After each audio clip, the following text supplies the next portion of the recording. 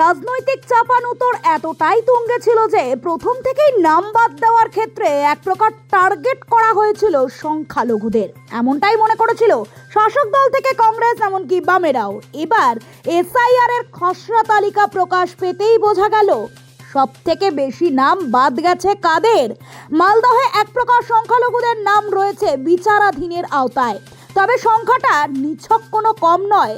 সংখ্যালঘু বিচারাধীনের তালিকায় রয়েছে 8,28,080 জন ভোটার।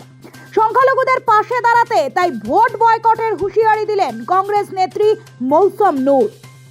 সোমবার দুপুরে মালদহ জেলা কংগ্রেস কার্যালয়ের সাংবাদিক বৈঠকে দক্ষিণ মালদহের সাংসদের পাশে বসে এমনটাই জানান মৌসম। তৃণমূল, বিজেপি এবং নির্বাচন কমিশনের মধ্যে সেটিং চলছে বলেও তোপ দাগেন মৌসম। তিনি বলেন, মালদহ এবং মুর্শিদাবাদে বিচারাধীনের তালিকায় রাজ্যের মধ্যে সব থেকে বেশি রয়েছে তারা।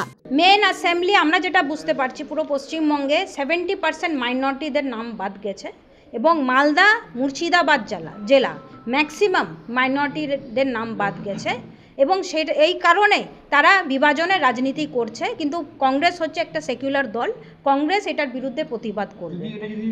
সুজাপুরে 1,34,000 প্লাস নাম বাদ গেছে, রতুয়াতে 1,24,000 প্লাস নাম বাদ গেছে, মালতীপুরে 92 বা 94,000, হরিশ্চন্দ্রপুরে 92,000, এরকম করে বড় বড় বিধানসভা ভালো ভালো আমাদের যেটা কংগ্রেসের বেস আছে সেইগুলো জায়গায় কিন্তু নামগুলো বাদ গেছে।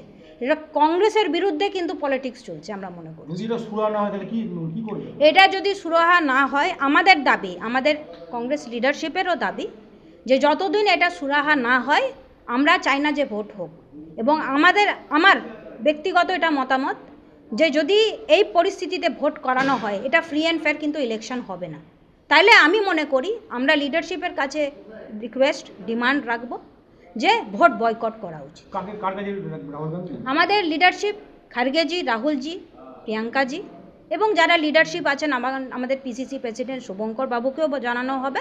আমাদের এআইসিসি এবং পিসিসি লিডারশিপকে মালদার পক্ষ থেকে ডিমান্ড হবে যে এই পরিস্থিতি যদি ভোটে আমাদেরকে যেতে হয় তাহলে ভোট দিয়ে লাভ নাই ভাই, ভোট বয়কট করা উচিত। কারণ সাধারণ নিরীহ মানুষ, জেনুইন ভোটারদেরকে বাদ দেওয়া হয়েছে। তৃণমূল, বিজেপি এবং কেন্দ্রীয় নির্বাচন কমিশনের মধ্যে সেটিং করে চক্রান্ত করা হচ্ছে। এই বিচারাধীনদের নাম তালিকায় যোগ না হলে ভোট বয়কট করা উচিত। কেন্দ্রীয় নেতৃত্বকে সেই প্রস্তাব জানাবো। মৌসুমকে সমর্থন করে দোল উৎসবের পরে জেলা জুড়ে পথে নামার হুঁশিয়ারি দেন জেলা কংগ্রেস সভাপতি সাংসদ ঈশা খান চৌধুরী। আমাদের বাংলা যদি ইসিআই এই যে ফিগার যে আছে আমাদের কাছে আছে, 60 লক্ষ মানুষ বাংলাতে এবং মালদাতে 8,28,000 লোক বাদ যদি হয় কোনো কারণের জন্য, তাহলে আমি বলবো এটা কোনো সেন্স নেই। কারণ আপনি কোনো বিধানসভা থেকে 90,000, 1 লক্ষ মানুষ, 1,20,000 মানুষের ভোটের অধিকারকে আপনি ডিনাই করছেন, আপনি ওদের ভোটের অধিকারকে বাতিল করছেন। আর ওদের কোনো ভুল নেই, ভুল তো স্বীকার করেছেন ইলেকশন কমিশন যে ওদের সফটওয়্যার ডিফেক্টিভ আছে, নাম সঠিক ট্রান্সলেট করতে পারছে না, ডকুমেন্ট সঠিক পড়তে পারছে না। আর তাছাড়া ঝগড়া চলছে দুটো সরকারের মধ্যে, একটা নাটক চলছে যে আমাদের প্রাক্তন এমপি বললেন, এবং ভোটারদেরকে ভয় দেখাবার জন্য যাতে একটা বিশাল কেলেঙ্কারির মতন একটা হয়। এই দুটোই সরকার চায় যে এরকম ভোট ভাগ হয়ে যায়। আর কংগ্রেস পার্টির মতন শক্তিশালী পার্টি যে আছে তারা চায় যে ভোট ডিস্টার্ব হোক। না, ভোট যদি এরকম হয় তাহলে ভোট করার লাভ নেই। আমি বলবো ওটা তো ভোট করার কোনো লাভ নেই। নোবেল বাংলা।